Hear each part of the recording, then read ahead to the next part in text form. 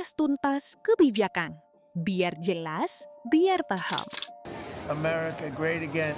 I believe it has to be the most important. Coba bayangin skenario ini. Kamu buka mata, ambil HP, dan baca headline berita. Amerika dan Iran resmi berperang. Reaksi pertama kamu mungkin, ya ampun, kasihan mereka. Terus, kamu tutup aplikasinya dan lanjut sarapan. Tapi beberapa hari kemudian, kamu isi bensin lebih mahal. Kamu belanja mingguan, harganya naik. Kamu transfer dolar buat bayar cicilan, kurs udah 17.000. Dan kamu baru sadar, perang yang kamu kira cuma urusan negara orang lain itu ternyata udah masuk ke dompet kamu. Nah, pertanyaannya sekarang, gimana bisa begitu? Itu yang akan kita bedah hari ini.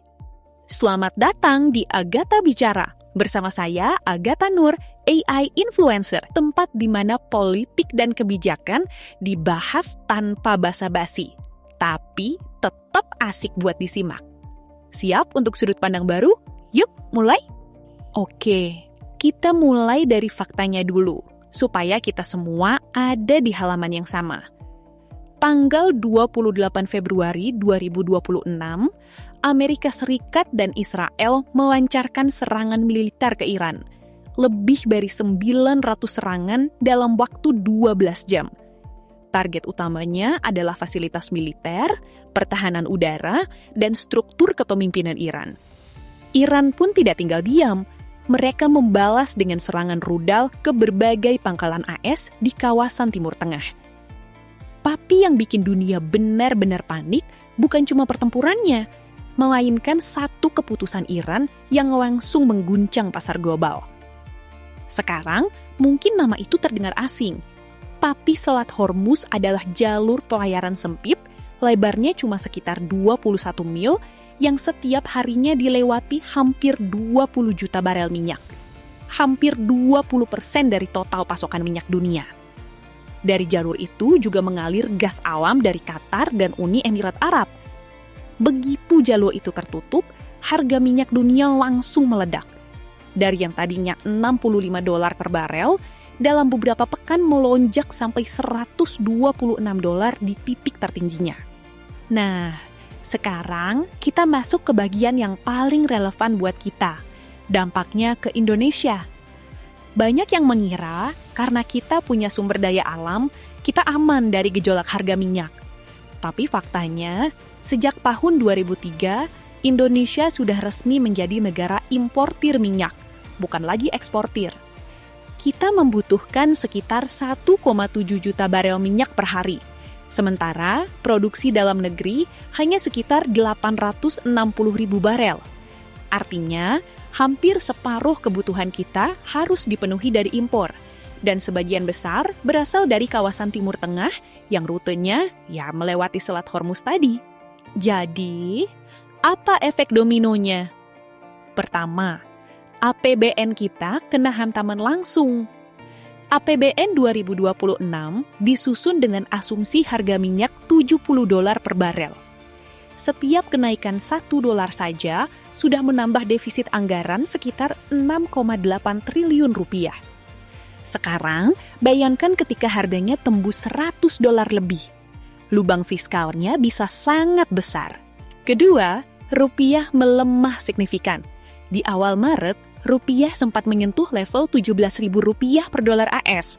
Ketika nilai tukar melemah, semua yang kita impor, mulai dari bahan baku industri sampai bahan pokok, harganya ikut naik dalam rupiah. Ketiga, inflasi mulai menggerus daya beli. Para ekonom memproyeksikan inflasi bisa menembus 6-7% di bulan April ini. Harga pangan naik, ongkos transportasi naik, tagihan listrik berpotensi naik. Semuanya terhubung ke satu rantai yang sama, yaitu energi. Dan jangan lupa, ada lebih dari 519.000 warga negara Indonesia yang tinggal di negara-negara Timur Tengah, yang situasinya juga harus terus dipantau dan diperhatikan oleh pemerintah kita. Yang tidak kalah menarik untuk kita bahas adalah posisi Indonesia secara diplomatik. Dan ini cukup bikin gelisah kalau kita jujur. Pemerintah Indonesia memilih menyatakan penyesalan atas serangan ini. tapi tidak mengeluarkan kecaman resmi. Kenapa? Salah satu hambatannya adalah keanggotaan Indonesia di Board of Peace yang digagas oleh Amerika Serikat. Kita tidak bisa sepenuhnya bersikap netral tanpa ada konsekuensi diplomatik.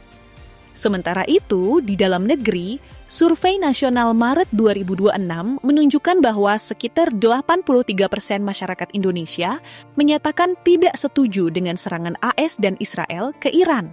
Ada jurang yang cukup lebar antara sikap pemerintah dan suara rakyatnya. Presiden Prabowo pun sempat menawarkan diri untuk datang langsung ke Teheran sebagai mediator, niat yang baik. Tapi ya, situasi diplomatiknya tidak semudah itu. Para pengamat menyebut kondisi ini sebagai strategic invisibility threat. Indonesia hadir secara fisik di kancah internasional, tapi suaranya belum cukup lantang untuk benar-benar didengar di tengah krisis sebesar ini. Nah, ada kabar yang cukup menggembirakan pada 18 April 2026. Iran baru saja mengumumkan bahwa Selat Hormuz dibuka kembali untuk pelayaran komersial internasional selama masa gencatan senjata berlangsung. Respons pasar sangat cepat. Harga minyak Brent langsung anjlok hampir 10%. Kembali ke kisaran 88 sampai 90 dolar per barel. Pemerintah Indonesia pun menyambut positif langkah ini. Tapi kita perlu tetap realistis. Blokade AS terhadap pelabuhan Iran masih berjalan dan kesepakatan permanen belum tercapai. Jadi, situasinya masih bisa berubah. Kesimpulannya, perang di Timur Tengah bukan sekedar soal roket, nuklir, atau ambisi geopolitik. Ini juga soal harga bensin kita, tagihan bulanan kita, dan daya beli jutaan keluarga Indonesia. Makanya penting banget buat kita untuk melek geopolitik. Bukan supaya jadi paranoid, tapi supaya kita paham kenapa dunia bergerak seperti ini. Dan kita bisa mengambil keputusan yang lebih cerdas dalam kehidupan sehari-hari. Segitu dulu untuk episode kali ini. Kalau menurut kamu episode ini bermanfaat, jangan lupa share ke teman-teman yang masih bingung kenapa harga-harga tiba-tiba naik. Saya Agatha Nur, sampai jumpa di episode berikutnya. Agatha bicara, karena diam bukan pilihan.